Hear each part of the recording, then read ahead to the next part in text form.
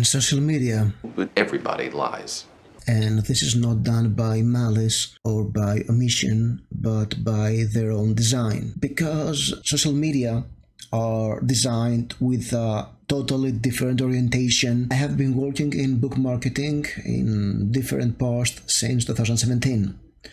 And learning this, that social media and what you listen on social media is not always what people want, it was a hard lesson to learn. You see, marketers will love to get immediate feedback, and social media are often a great tool to do that. So going on some book communities, for instance, Book Twitter, which has a very easy access to content by people you're not connected with. I mean, in Facebook, you're clustered and you see what people think, whose opinions and interests are close to yours. In Twitter, you can literally look up everything you want. So we'll talk about Twitter, and the big difference between social media publishing is that publishing should primarily focus on one category of people. Can you guess which? I'll give you 30 seconds to think about it.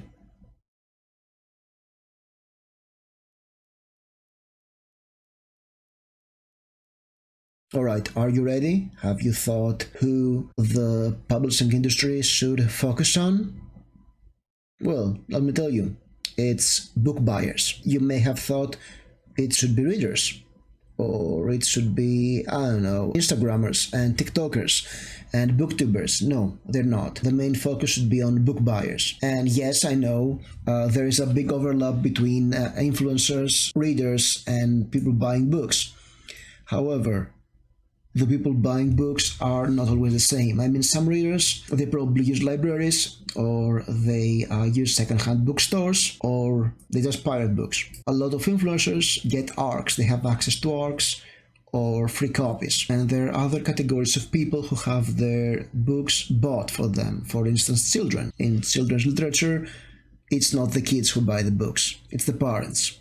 Sometimes if a kid likes a book, the parent will get it, but tell you what, if you're 11-year-old who wants to read a gore book, yeah, odds are you're not getting it for them. The main focus should be on book buyers. People who will buy your book. That's how you get revenue and you survive as a business. And book buyers tend to be a silent majority that is not always represented on social media, such as Twitter.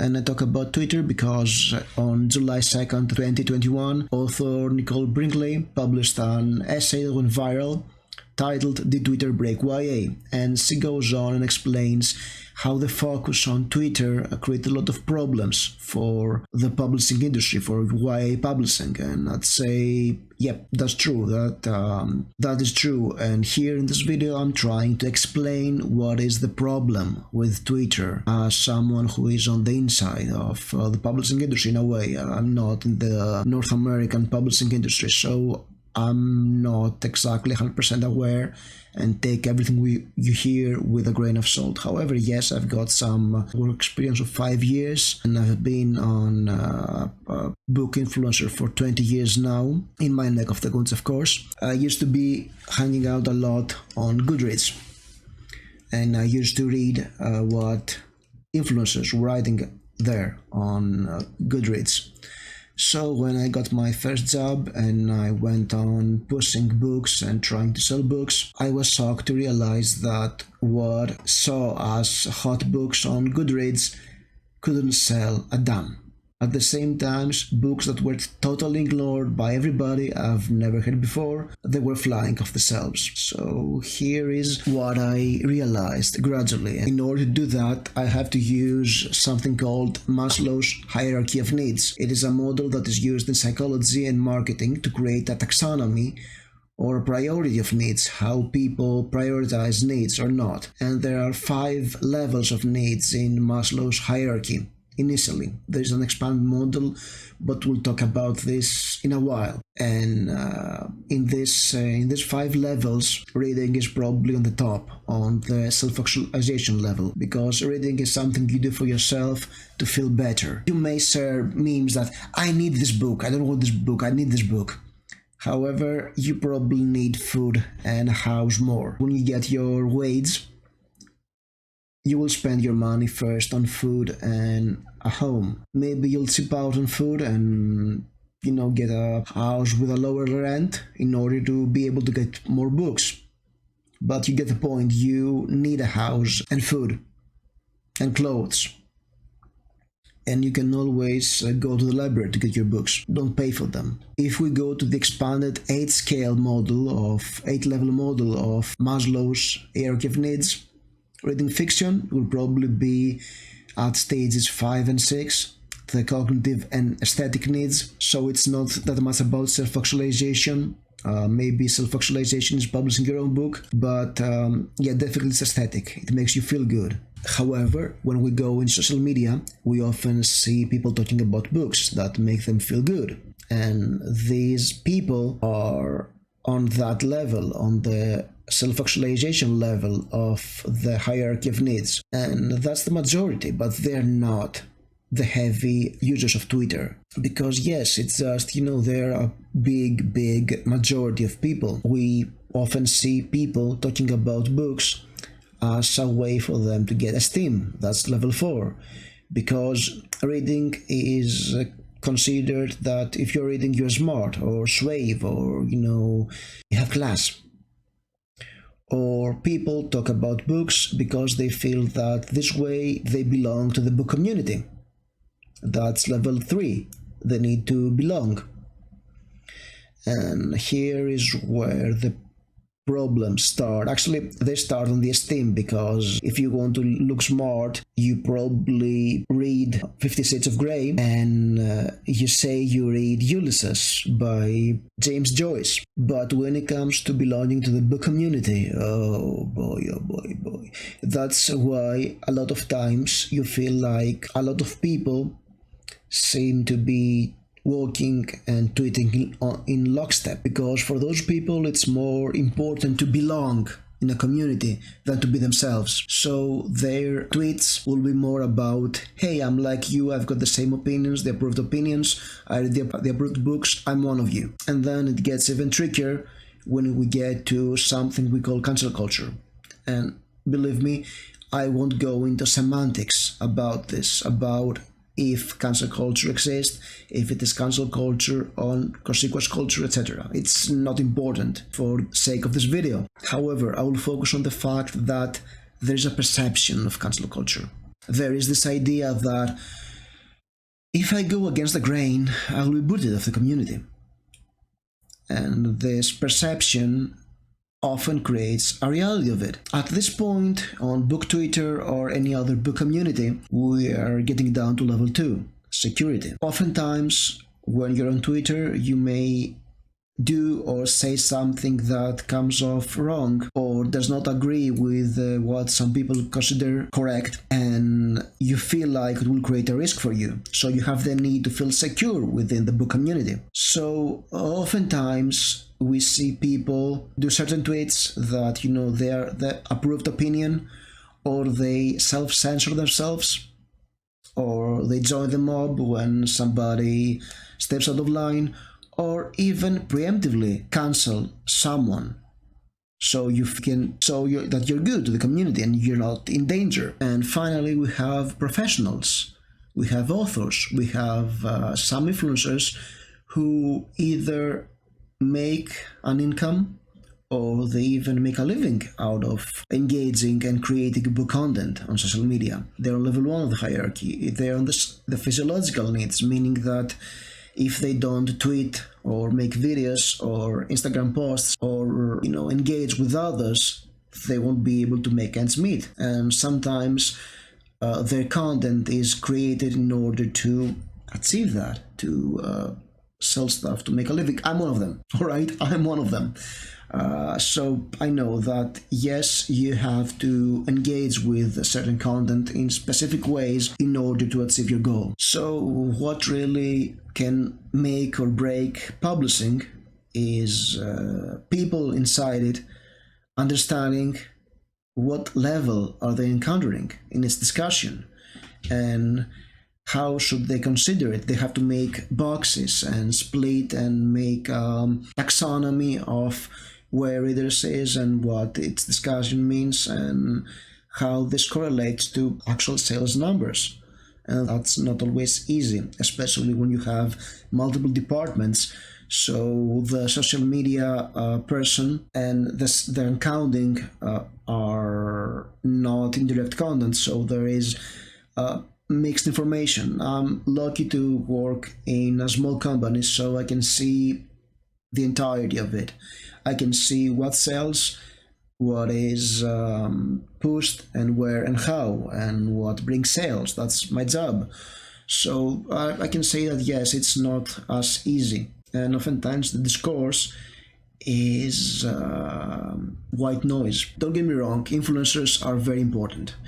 If you can manage to have some prominent people with big platforms tweet or put out a photo on Instagram or do a YouTube video or a TikTok about your book around the same time, you suddenly create an illusion that this book is popular. So the audience of these influencers and the people who want to be like them, other lesser influencers, will rush to buy this book and create content of their own. And this content is there for them to show the world that they belong to the community. You're like them. You buy the approved book of the community. So yes, that's level 3, a sense of belonging, because that's how the smash hit super popular bestsellers sell, because everybody's reading them and you want to be like other people. That's why you buy them. Or last summer, because of BLM, we saw a lot of people tweeting and going out and buying books by BIPOC authors and supporting Black-owned creators on YouTube. And I can tell you that quite a few people did this because they were afraid of cancellation.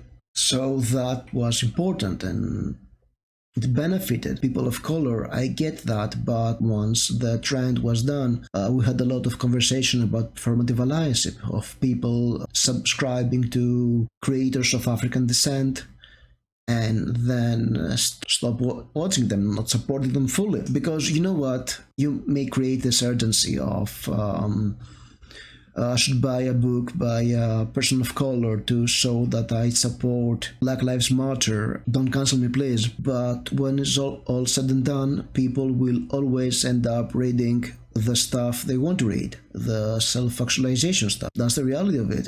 Or they will probably go there when the urgency is done, when they feel secure. And they will also watch the creators they like. Yeah, I know this sounds a bit harsh, and you can cancel me for this, for saying that, but a lot of you understand that this is a reality. You were there talking about performative allyship, and that's it. That's the problem of neoliberalism, come to think of it. Ascribing morality to consumer goods.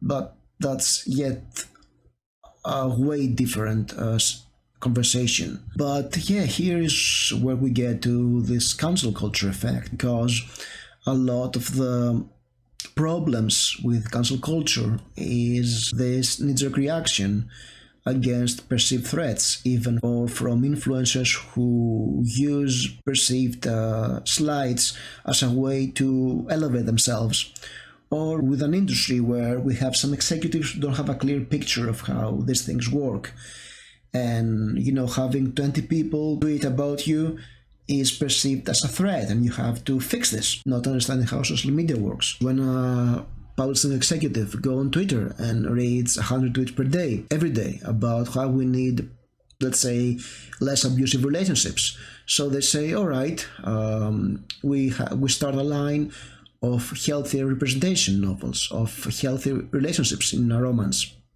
That's great. However, dark romances, mafia romances, stuff like 365 Days or 50 Shades of Grey keep flying off the shelves. Or with a lot of problems in YA, or focusing a lot on influencers who are not teens, because we get to the point where books are published for influencers, not for teens. Books are published for BookTube or Twitter or Tumblr, and actual teens don't care about that. Or seeing that there are 100 tweets a day, or I don't know, about needing more diverse books means we get more diverse books out, and you know what? That oversaturates certain niches. So most books will flounder because there is more supply than demand. So that tells an executive that yes, books by black people don't sell. Get back to the whites, because yes, that's the main problem all along with book publishing industry, that the focus is on demographics, and it's still there. The fact that we swapped the focus from white men to everything but is not exactly solving the problem. Let me be clear about this before you start typing. You're already disliking this video and typing angry comments, okay? But it's not to say that Twitter did nothing good. In fact, it did. It did something amazing, and me saying that Twitter did something good is like high praise. It created a larger audience for marginalized creators. So it's easier for them to get published, and it's more viable for them to get published. And you know what? I don't care about an author's skin color or sexuality or gender or whatever else. All I care about is them having a good book out. And as long as the publishing industry focuses on publishing good books, books that people want to read, which is not always the same, then I'm fine with that. But if you actually go into publishing, you start to see how much more complicated it gets, because then you get into the platform size, or for demographic, or for trends, or for all sorts of stuff. I mean, I'm doing a lot of Facebook ads in my line of work. So I was taught that you should focus on demographics. I don't. I just focus on interests and habits and on what it's the book I am trying to push scratches. And when you combine these three things, you'll get sales. That's a rule. If the book is created to sell, it's another kind of worms, then it will sell as long as you do that, as you focus on your audience, if you find your audience and inform them on your book. And it can be done more effectively when you get rid of baggages, like what I should do and what ifs. No, that's not the way. You just focus on your audience, not everybody else. And that's the problem with social media. There is a lot of jitter. You have to filter out or distill into what's useful for you. And another problem, even though I will malign the industry a lot, because I understand where the problem is. I have seen it from the inside, but I've also seen this as a reader and as a content creator. There is also a part of the problem because you have a lot of readers and influencers who are more interested in the community aspect than the reading. And personally, I'm more engaged with fantasy, sci-fi, and horror communities where this is less prevalent. It's more like we like these books and we read these books, and this is why you should or you should not read it. That's what I liked or not. The fact that we're mostly old farts. Sorry for all those 25-year-olds in the community, but a lot of us are near our 40s or even above that. So yeah, that's a thing. We're relics from another era, when we just wanted to find other people who enjoy the things we like and build a community around our needs for self-actualization, instead of the other way of, needing to find a community in a world that is delocalized. So yeah, we often hear complaints about all the big booktubers reading the same 10 young adult books or certain types of books. And yeah, this is a symptom of the community aspect. Because once upon a time there was a bubble created, and this bubble was created back in the big YA boom, where the big booktubers are getting some heavily promoted books from the publisher. Their viewers or the wannabe influencers are rushing to also get these books, and this will confirm that they're part of the community, and at some point they start to realize that, hey, I'm reading the same thing over and over, and then they start to vocally demand for it to change, to cater to their needs for, for reading something different. But yeah, that's not a YA problem or a publishing problem, that's a you problem, that's a community problem. That is people who are not engaged enough with reading to go out and get books that they might actually interested in. And this is how it works. It's not just about being part of the bubble of the community, reading the books the community likes. It's about hearing about the book and you hear people being interested in it and go and get it. Yes, that's how it works, but still, I'm not just, oh, everybody's reading this book, let me go out and get it. I mean, in a way, I feel that a lot of the problems we see today on being talked about publishing in social media is a creation of the social media themselves, and that's a bit of a shame, because we can actually create some positive change, but we don't, and that's a bit of a thing. So I hope this video was food for thought for you. I hope I was not too tiring, and I hope I gave you an idea of what the problem is with social media and the publishing industry. If you have a different opinion, leave a comment below.